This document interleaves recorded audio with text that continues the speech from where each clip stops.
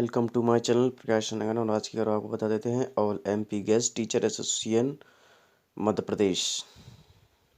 प्रदेश श्रीमती रेवती देशपांडे और प्रदेश अध्यक्ष नंदकिशोर सिसोदिया 29/12/2021 सूचना के अंतर्गत आपको बता देते हैं कि all MP guest teacher association Madhya Pradesh से जुड़े सभी साथी जो अपने सुरक्षित भविष्य के प्रति चिंतित हैं तथा अपने भविष्य के लिए कुछ करना चाहते हैं, कर्मठ सक्रिय अतिथि शिक्षक निम्न कार्य योजना के अनुरूप कार्य करना सुनिश्चित करें ताकि शिक्षक दिवस से पहले सभी का भविष्य सुरक्षित हो सकेगा।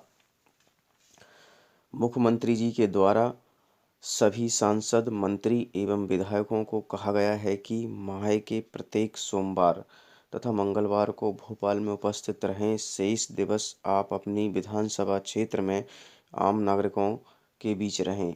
चूँकि फरवरी में बजट तथा अन्य के लिए विधानसभा सत्र होगा, उक्त बातों को ध्यान में रखते हुए अतिथि शिक्षकों के भविष्य को सुरक्षित करने के लिए निम्न कार्य योजना तैयार की गई हैं। शिक्षक दिवस से पहले सभी को नियमितीकरण हो, इसके लिए यह अति आवश्यकता है जिसका परिपालन करना आप सभी के लिए अनिवार्य रहेगा। पदाधिकारियों के लिए कार्य योजना 10 जनवरी 2022 सोमवार को सुबह 10 बजे भोपाल के रेलवे स्टेशन पर नंदकिशोर सिसोदिया, टीपी मिश्रा एवं अरुणगिरी गोस्वामी, नीरज वर्मा, श्रीमती रेवती देशपांडे, कविता विश्राम, रूपेश कुमार जग्गा और शशांक द्विवेदी एवं गुर्जर शिल्पकार ठाकरे एकत्रित रहेंगे। वहां से सभी जगह जाकर अपनी मांग पत्र देंगे। 11 जनवरी 2020 मंगलवार को शेष मांग पत्र सौंपेंगे। साथ ही मीडिया के साथ माध्यम से सरकार तक अपनी बात को पहुंचाने का प्रयास करेंगे। अतिथि शिक्षक साथियों के लिए है कार्य योजना 12 से 16 जनवरी 2022 तक बुधवार, गुरुवार, शुक्रवार, शनिवार तथा रविवार को समस्त अतिथि शिक्षक अपने अपने क्षेत्र में सांसद, मंत्री, विधायक तथा कलेक्टर और एसडीएम को ज्ञापन देंगे। साथ ही आपको बता देते हैं कि मीडिया न्यूज लगाने का प्रयास करेंगे। सक्रिय 10 जनवरी 2022 से लेकर 20 फरवरी 2022 तक निरंतरता के साथ यह कार्यक्रम चलता रहना आदि आवश्यक है। नोट: जनवरी फरवरी माह के प्रत्येक सोमवार तथा मंगलवार पदाधिकारियों को बीच भोपाल में ज्ञापन देंगे और शेष दिनों में बुधवार, गुरुवार, शुक्रवार, शनिवार तथा रविवार अतिथि शिक्षक अपने अपने क्षेत्र में ज्ञापन से आज्ञा से ऑल एमपी गेस्ट टीचरों को नियमितीकरण करने के लिए प्रयास करेंगे। वहीं आपको बता देते हैं कि हमारे अध्यक्ष गंजबासौदा से शैलेंद्र सक्सेना जी ने कुछ बयान में कहा है कि जब तक हमारा मध्य प्रदेश का अतिथि शिक्षक संघ एक साथ सहयोग प्रदान नहीं करेगा, जब तक कुछ नहीं होगा। इसलिए सक्सेना जी का कहना है कि सभी लोग एक साथ हों। हमारे शैलेंद्र सक्सेना जी का कहना है कि सभी अतिथि शिक्षकों को एक साथ और एकजुट रहना होगा और हमें मध्य प्रदेश के अतिथि शिक्षकों को नियमितीकरण एक दिन जरूर मिलेगा। उन्होंने आगे बताया है कि यदि आपको जीत हासिल करनी है और जीतना है ज़िंदगी में, तो आपके लिए संघर्ष करना जरूरी रहेगा, क्योंकि मुंशी प्रेमचंद ने कहा है कि जुलूस निकालना और आंदोलन प्रदर्शन करना यह आपकी सबसे प्रमुखता की जांच है और इसमें यह लगता है कि आप प्राणियों में जान है, सांस है, तो आप जिंदा हो, इसलिए जुलूस निकाले जाते हैं अपने हक के लिए और हमारे हक के लिए अपन को अपने जुलूस निकालने पड़ेंगे और भोपाल की धरती पर आंदोलन भी करना होगा।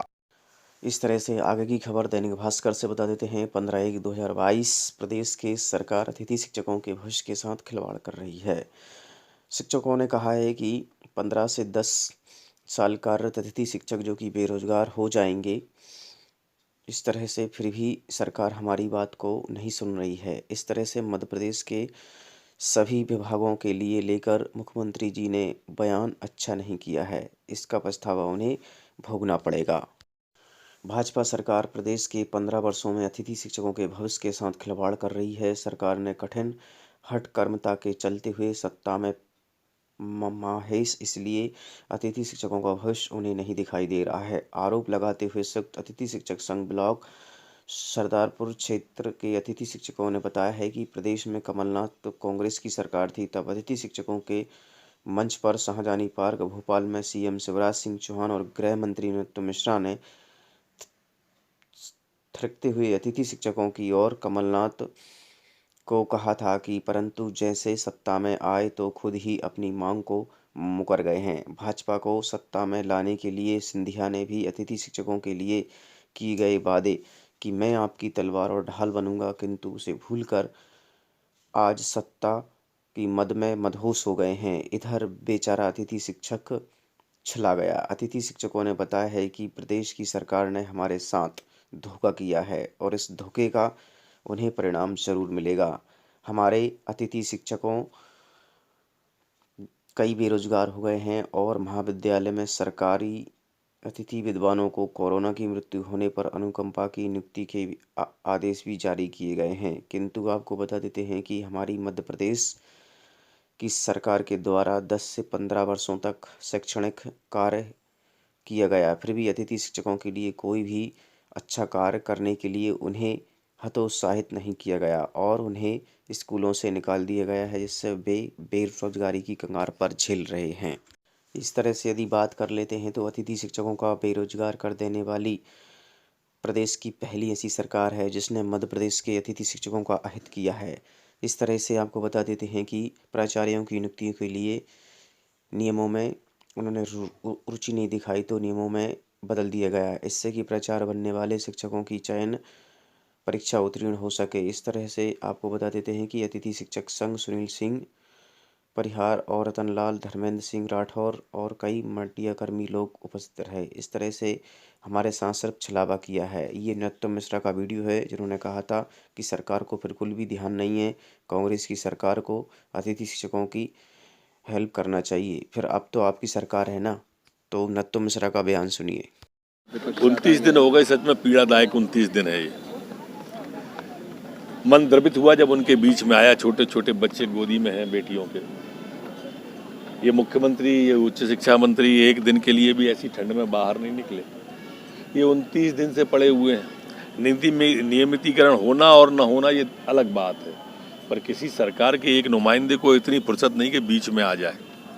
कोई बात नहीं, सरकार को समय नहीं होगा, बहुत ज़्यादा व्यस्त हैं झूठ बोलने में, तो प्रशासन के किसी को भेज देते, पीएस को भेज देते, सचिव को भेजते, कमिश्नर को भेजते, किसी को नहीं भेजा। हट धर्मता, वो भी झूठ बोलकर हट। इनके घोषणा पत्र में नियमितीकरण की बात, अतिथि विद्वानों के, ये अपने घोषणा पत्र का वादा पूरा नहीं कर रहे। 1 साल से सिर्फ झूठ बोलकर जो पार्टी सरकार में आई है वो आज भी वही कर रही है। इन्होंने कहा कि 10 दिन के अंदर 2 लाख माफ कर देंगे, आज तक एक का नहीं किया। 4,000 रुपये महीने देंगे, आज तक नहीं दिया। स्कूटी देंगे, नहीं दी। किसान को बोनस देंगे, नहीं दिया। एक भी वादा पूरा नहीं किया। अरे वादा पूरा तो वो होता है, मोदी जी ने कहा, अमित शाह जी ने कहा 370 समाप्त करेंगे, कर दी। 35 समाप्त करेंगे, कर दी। 3 तलाक का समाप्त करेंगे, कर दिया। CAA लागू करेंगे, कर दिया। राम मंदिर के निर्माण की सारी बाधा दूर करेंगे, कर दी। ये होते हैं वादे और ऐसे किए जाते हैं पूरे। अगर नहीं हो तो सीख ले जरा कमलनाथ जी, प्रधानमंत्री जी से, कैसे वादे पूरे किए जाते हैं। अब 2,000 का माफ, अब 5,000 का माफ, अब 10,000 का, अब 20,000 का। किस्तों में माफ करने का कहा था क्या? कहा था तो किस्तों में करो, नहीं कहा था या मना ही कर दो ना। किसान वैसे ही आत्महत्या करने को मजबूर हो रहा है। इतनी बुरी हालत, 1,000 करोड़ रुपया दिल्ली से आया, वही वह खाते में नहीं गया। इनने खुद ने दिया नहीं, जो आया है वही रोक के बैठे हुए। ऐसा क्यों कर रहे हैं भाई? ओले फिर गिर गए, उसका क्या करेंगे? 1,600 रुपये पिछले साल का अभी तक क्यों नहीं दिया? जो कहा था 160 रुपये देने का, नहीं दे रहे। लेकिन रिलायंस के 415 करोड़ माफ करने को है पैसा। 700 करोड़ आईफा अवार्ड पे खर्च करने की विचार किया जा रहा है, पैसा है। कोका कोला का माफ करने को पैसा है। हवाई जहाज खरीदने को पैसा है। इन सब चीजों को पैसा है, किसान को देने को पैसा नहीं है। अतिथि शिक्षकों को, विद्वानों को निर्मित करने के लिए पैसा नहीं है। ये सरकार ऊहापोह की स्थिति में, भ्रष्टाचार में आकंठ डूबी हुई सरकार। इस तरह से आपको बता देते हैं कि दोगली सरकार भाजपा की सत्ता में आते हुए आपको बता देते हैं, बड़ी शर्म की बात है कि आप अतिथि शिक्षक नहीं संभला तो अब आप लोगों के लिए सिर्फ और सिर्फ मजदूरी ही करना पड़ेगा। इस तरह से ये आपको बता देते हैं कि शिवराज सरकार झुकने वाली नहीं है, क्योंकि उन्हें अपनी सत्ता का घमंड हो चुका है। इस तरह से वे अतिथि शिक्षक की एक भी बात सुनने को तैयार नहीं हैं। और उस तरह आपको बता देते हैं ज्ञापन भी दिए गए, किंतु शिवराज सिंह चौहान ने कोई रिस्पॉन्स नहीं दिया। बीजेपी के वरिष्ठ नेता है, बीजेपी के वरिष्ठ कार्यकर्ता है मामा जी अतिथि। Thanks for watching. Like and comments and subscribe.